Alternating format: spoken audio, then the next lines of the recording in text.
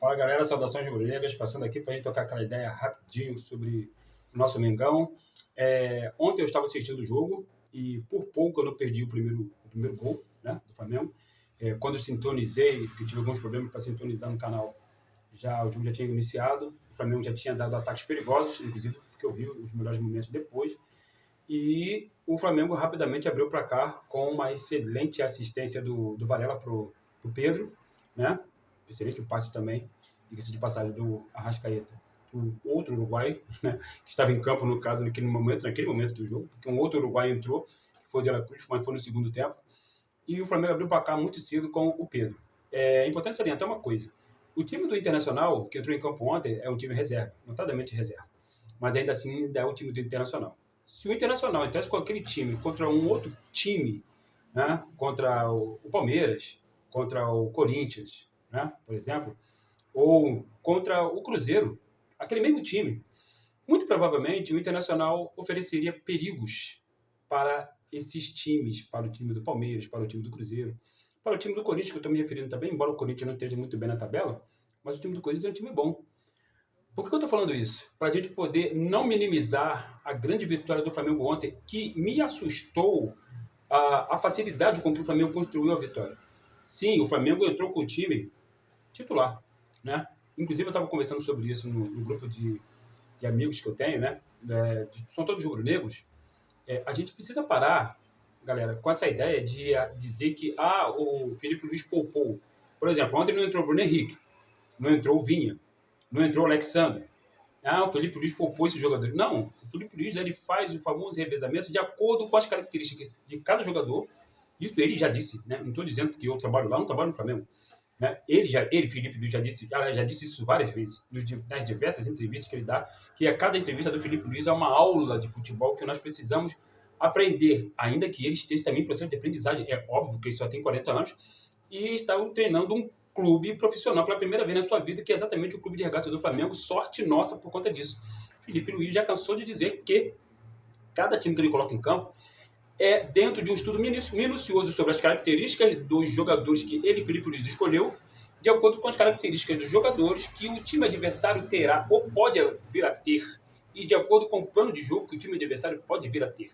Então não é nada aleatório, é coisa muito bem pensada. E é por isso o meu espanto, porque o Felipe Luiz, logicamente, ele conhece muito bem o Roger Moreira, né? O Roger, do técnico do Inter, que foi um grandíssimo lateral também, assim como o Felipe Luiz foi um grandíssimo lateral. Ambos são muito inteligentes, são muito novos, né? Ambos têm muito a oferecer para o futebol brasileiro, diga-se de passagem, que precisa passar por uma renovação de técnicos, porque essa leva de técnicos mais antiga, ela infelizmente parou no tempo, não pela sua idade, mas pelos seus conceitos que ficaram arraigados no tempo. Conceito esses que muitos torcedores ainda estão com eles na cabeça, do tipo, o Flamengo tem que entrar necessariamente sempre com camisa 9 de referência. Não, o Flamengo não precisa entrar com camisa 9 de referência, como o Flamengo já provou isso várias vezes ao longo desse período, que o Felipe Luiz, por exemplo, está treinando o Flamengo. Vou falar só do Felipe Luiz, porque, como eu repito, ele é um cara que traz propostas de jogo muito interessantes para nós que somos torcedores e para a gente também que gosta de analisar, fazer análise desses jogos.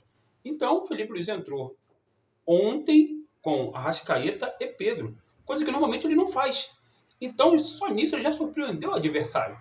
E por isso, o meu espanto também vem daí, quando ele entrou com esses dois jogadores, né, que ele, Felipe Luiz, já deu indicações, né, indícios de que normalmente esses dois jogadores não entrariam juntos, mas entraram ontem.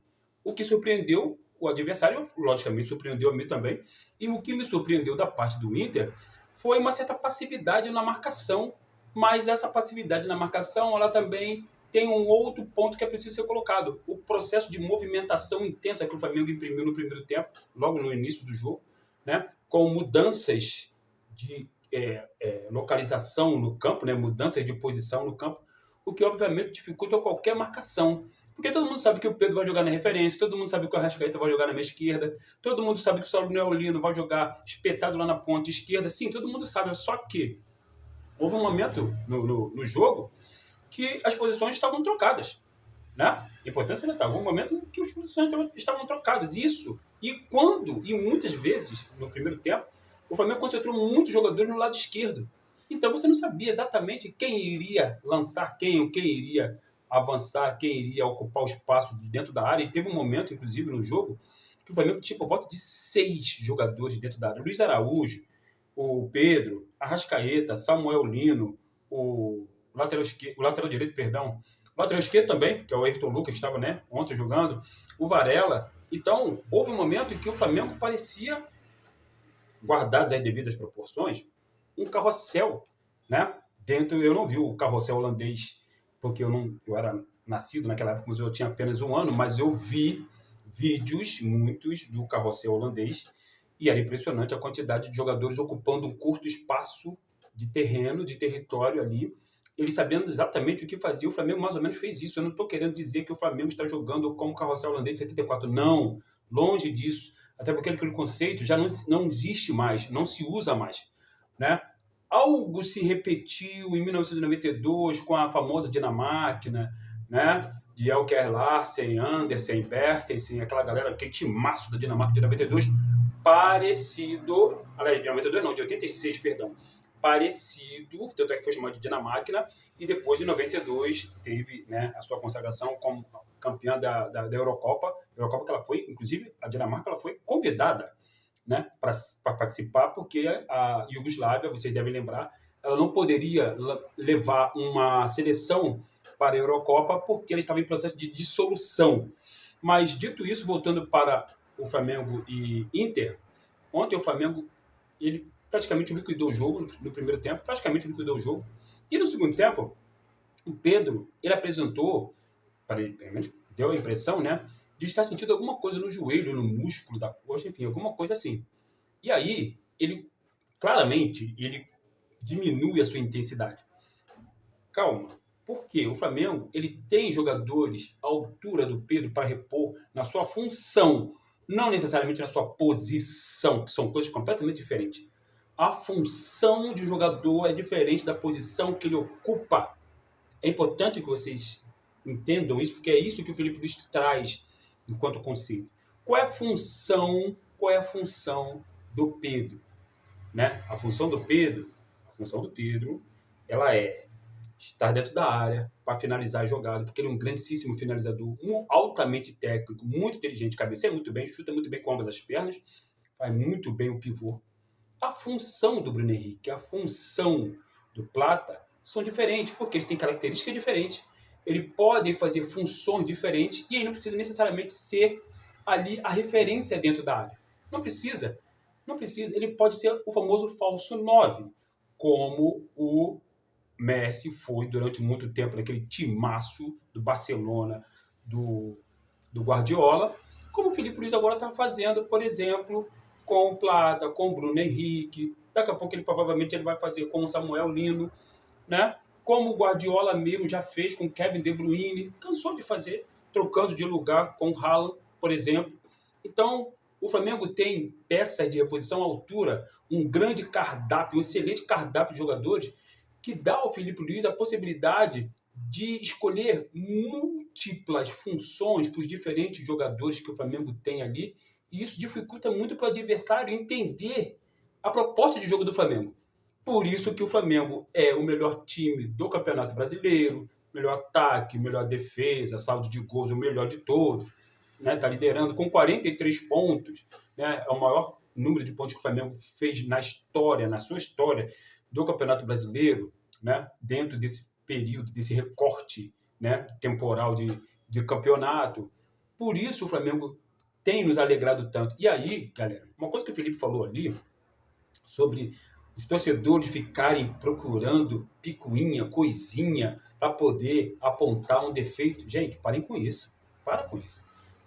A gente está tendo, eu falei isso também no grupo do WhatsApp que eu participo, a gente está tendo a oportunidade de presenciar um baita de um treinador em formação que tem muito a contribuir para o Flamengo e para o futebol brasileiro, e um cara que tem potencial, que daqui a pouco ele vai estar sendo chamado para treinar um clube europeu, não tenho a menor dúvida disso. O Felipe Luiz não vai ficar muito tempo no Flamengo, infelizmente para nós, rubro-negros principalmente, infelizmente para o próprio futebol brasileiro, porque você não vai ter com frequência a oportunidade de ver as estratégias lançadas por esse cara, né, utilizadas por esse cara, mudanças de tática, mudança de estratégia, mudança de funções de jogadores que esse cara faz com constância, né? Mas isso ele faz porque é um cara estudioso, ele estuda futebol.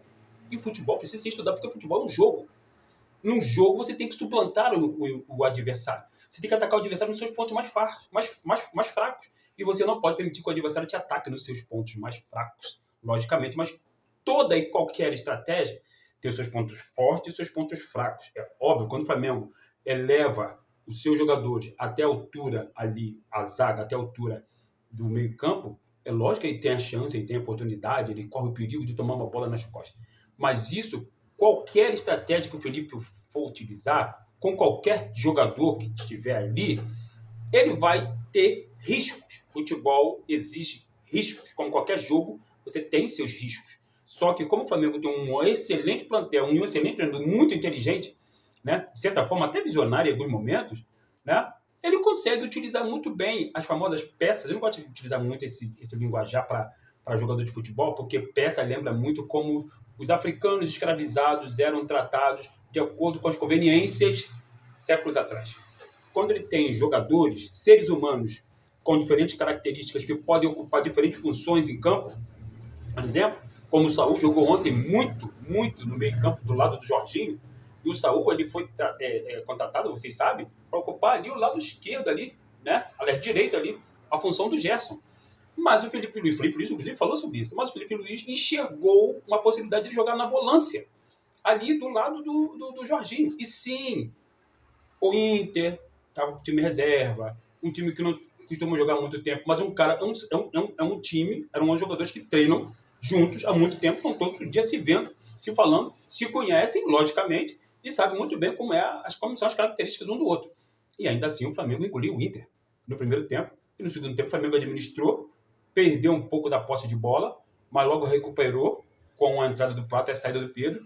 O Pedro, que pelo visto, pelo comportamento dele em campo, quando a câmera focalizou, ele não tem problemas físicos, e aí já nos deixa mais tranquilos para quarta-feira, porque quarta-feira é o jogo principal do ano, como o próprio Felipe falou, e é verdade mesmo, né? Tem que entrar para vencer aquele jogo rapidamente, tentar fazer um gol logo no início, para deixar o Inter ainda mais desesperado, até porque eles terão que nos atacar, e o Flamengo não pode jogar na retranca esperando o Inter, não pode fazer isso. Claro que o Flamengo não vai fazer isso. O Felipe Luiz não é esse tipo de covarde, né, de jogador, não, de treinador covarde, ele não vai fazer isso. Mas o Flamengo tem que se precaver e ser eficaz. Procurar matar o jogo, ou procurar fazer o gol quando as chances aparecerem. Porque o jogo vai ser totalmente diferente do jogo que foi ontem. Não tenho dúvida disso. Totalmente diferente. Não só porque vai estar o Inter titular em campo. Porque vai ser outra atmosfera, é outro campeonato, é outro torneio, vale vaga nas quartas de final de uma Libertadores da América. E o adversário do Internacional é o Flamengo. Contra o Flamengo, vocês sabem muito bem que goleiro vira Neuer, né? Meia esquerda vira Messi e zagueiro vira Maldini ou vira Aldair, né? É isso, galera. Um abraço. Quarta-feira à noite, no pós-jogo, Flamengo e Inter, Inter e Flamengo. A gente volta aqui, se Deus quiser, comemorando mais uma vitória do Mengão.